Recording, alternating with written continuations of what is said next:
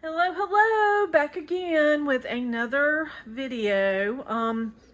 Today I'm going to make a very simple lasagna. A couple of years ago, probably about 2 years ago, Dollar Tree Girl, who she has a page. I call her Dollar Tree Girl. She's a very sweet young lady named Rebecca at Dollar Tree dinners. If you've watched a lot of budget channels, you know who I'm talking about. And she made this very simplified version of a lasagna, a lasagna type dish. So it looked really good, and I decided that I wanted to give it a try. So we're going to use Italian sausage and garlic Prego. This is her favorite, and it is good. I had some sweet Italian sausage, ground sausage in my freezer. So we're going to go with that. Any ground meat you can use. You can use ground turkey is very inexpensive. You can get it for $2 a pound, I think, at Walmart. Any ground meat. 2 packages of Knorr Alfredo, and then a package of Kraft mozzarella. Also, we do need butter and milk for the Knorr pasta. Okay, I've got my sausage in my non-stick pan, waiting for that to heat up. I'm also heating up or preheating my oven to 350 degrees. This will go in the oven not for very long. It only takes about, I don't know, 20 minutes or so for it to heat up and get bubbling. Also, I did do a test run of this recipe, and about a week or two ago, and I used a 9x9 pan, and I found that was just too big. So I bought some disposable, because I don't have an 8x8 pan. So I bought some disposable 8x8 pans at the Food Line the other day, and we're going to use that to heat up, or I mean not heat up, but cook the pasta or the lasagna in the oven.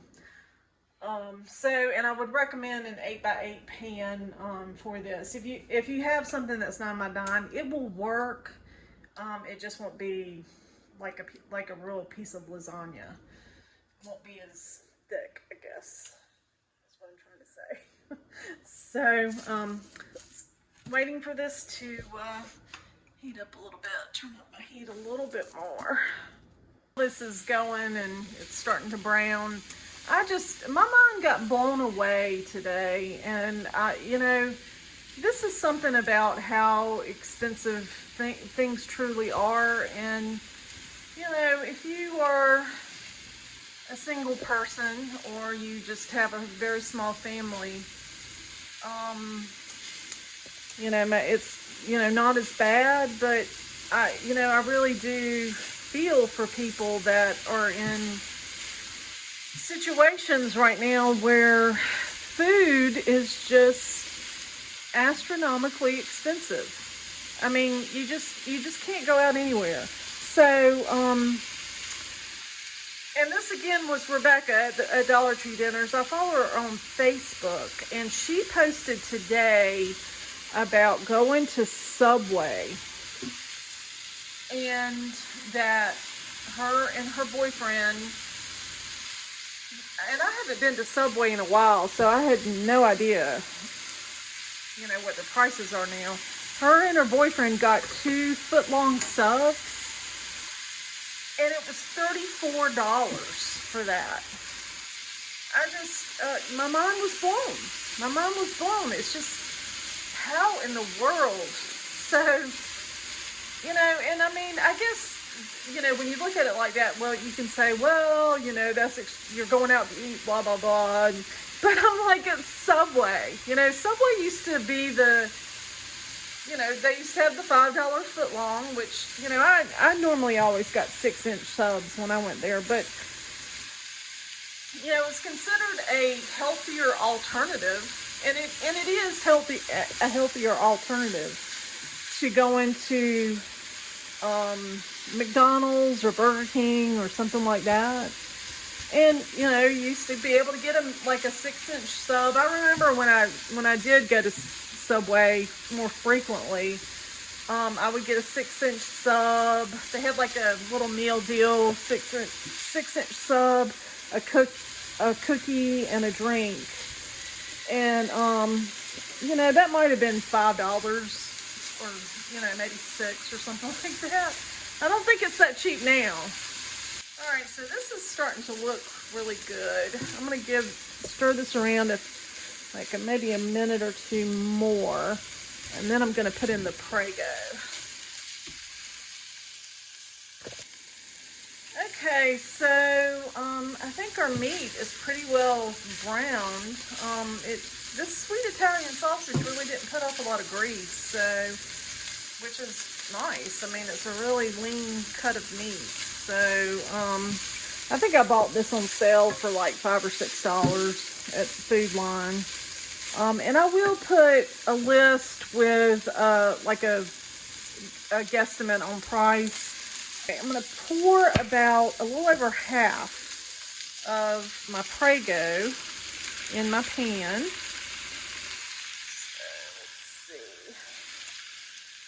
let's see. Let's stir that around and see what it's looking like. Might need a little bit more Prego.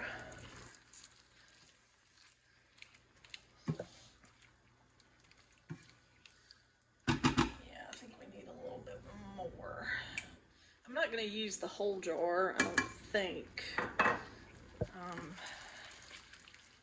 we want to use a nice portion of it.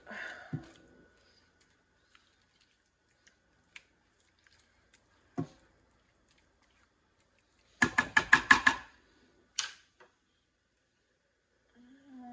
don't know, pour a tiny bit more in here.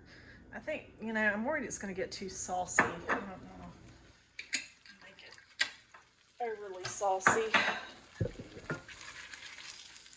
Alright, so that is looking very good. So I'm going to turn my heat all the way down to low while I get my pan out for the Knorr pasta. The Knorr pasta.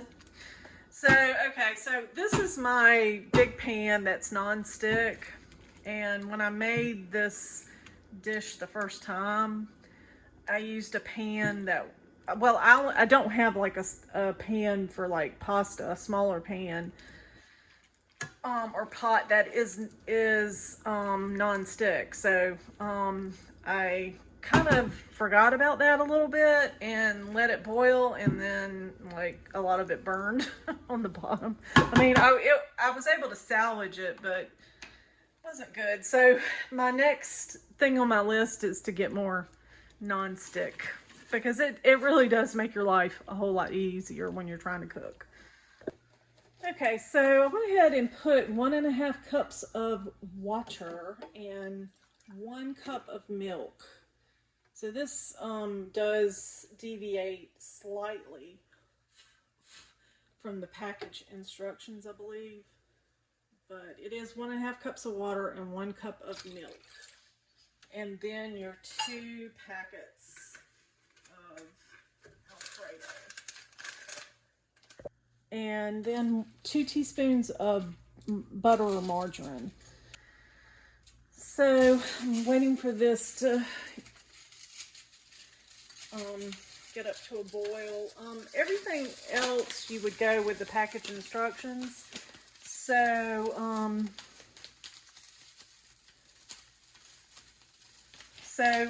it says to boil for 7 minutes. So we're going to let this get up to a boil. Let's turn this up and get my pasta. Stir-er. I'm going to be a little bit more diligent about stirring this, because I really did burn the other. I mean, I did salvage it, but it was kind of scary. I was like, whoops, I forgot, this is not non-stick. So I think I mentioned that my mother had given me pots, like when I was first starting out, and she had like a set of pots and she was getting new ones. So she was like, here, just take these pots. You can have these. And I think these pots are probably 30 years. Well, no, not 30. More like, who knows when she bought them. I don't know. I remember cooking with these when I was a teenager. And these pots have a lot of miles on them, but you know, they are good quality. The only bad thing about them is they don't have a lid that has a that's clear. And that's like another pro tip if you're just getting if you're a novice cook and you're looking at buying like pots, pans, you know, that sort of thing. Non-stick will really make your life easier. I recommend highly getting non-stick anything for your kitchen. And then, you know, cutlery, or you know, these kind of like stir stuff and ladles and all that. And of course, every pot, any kind of pot you can buy, pan, frying pan, what, you know, what have you, non-stick really does do the trick. Okay, so we've got it boiling now. I'm going to continue to boil for the next 7 minutes until everything is cooked, thoroughly cooked. And like I said, if you don't have a non-stick pot, I would recommend stirring this quite often because I've already got some sticking to the bottom. Oh, lovely stuff, lovely stuff. Turn it down just a little bit. So the pasta is about done. That took no more than 7 minutes. I'm gonna let it cook just a few, like maybe less than a minute longer, but it's looking about done. And like I said, I recommend staying on top of this because you do boil it for the entire time. So staying on top of it will keep it from burning.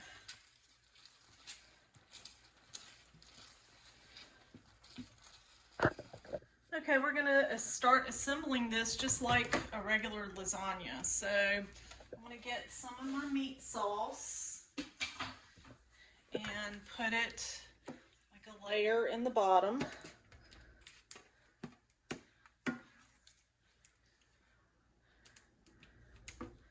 And this is like I said, an 8x8 cake pan is what it.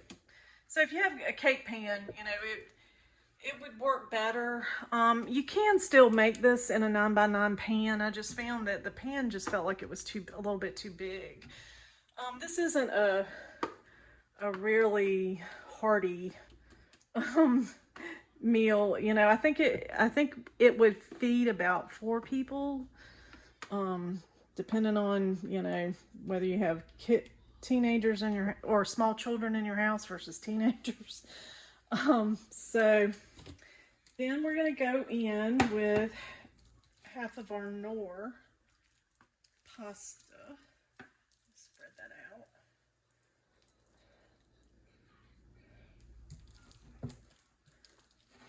And this pasta is piping hot. So make a layer of Knorr.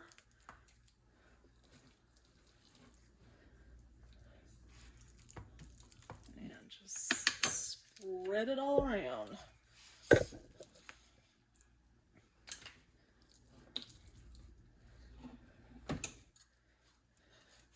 And then we are going to put our cheese, get this open real fast, a layer of mozzarella cheese.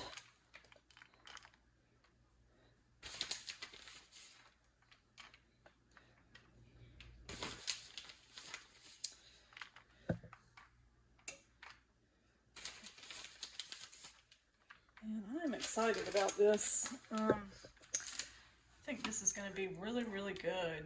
So we're going to do another layer of meat.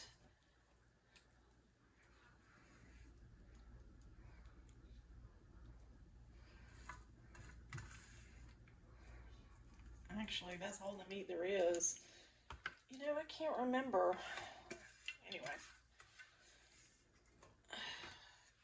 See, there's only 2 layers to, you know, just a very small layer to it. So, all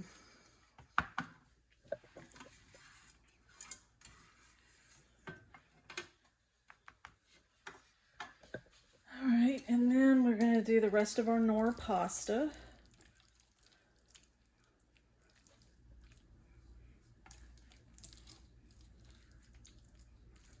And spread this out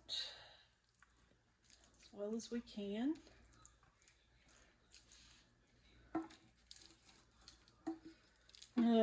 This Knorr pasta, I mean, it's good stuff, but boy, is it kind of messy.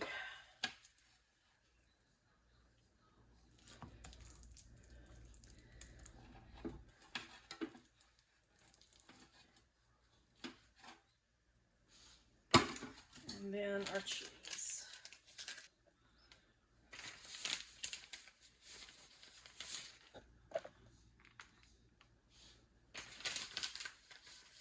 So as you can tell, I like cheese. So I'm filling the top with enough cheese. All right, so then we're going to put this in the oven and let it go for about 20 minutes till everything's melted and everything is heated through. And then we're going to have some lasagna. Some Knorr lasagna. Okay, so I've got my pasta, my little lasagna, my Knorr lasagna out of the oven. I did put it on broil for like the last minute, and I only gave it about 20 minutes. 20 minutes seemed to be the perfect amount of time for this. So I'm going to let this sit for a bit and give it about maybe 10 minutes to kind of set, and then I'm going to give it a try. Okay, I'm going to cut into this now and see what kind of layering and what it looks like on the inside. It does look good. And, you know, for this, just looking at it, I mean, this would be good for 4 adults, I think. If you have kids, small children, you might be able to get a little bit more out of this. If you have teenagers, you know, they tend to eat anything that's not moving. So, but 4, I mean, these are big pieces of lasagna. So I'm going to get a plate and get this out. And I may not film that because getting the first piece of lasagna out of the pan is always difficult, so.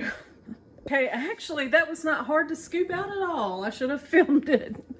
Oh, you never know when there's going to be catastrophe versus there's not. This actually looks really, really good, and it is thicker than the last time I made this. So that's really important too. So let me grab a fork, and we're going to give this a taste test. Okay, I've got a little piece of my Knorr lasagna.